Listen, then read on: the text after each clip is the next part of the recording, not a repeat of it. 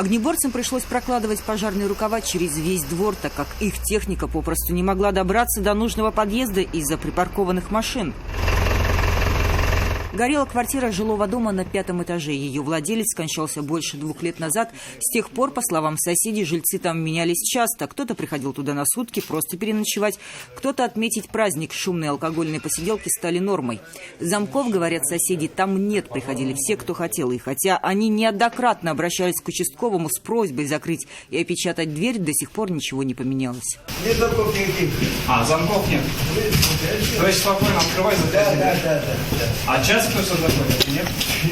Бывает.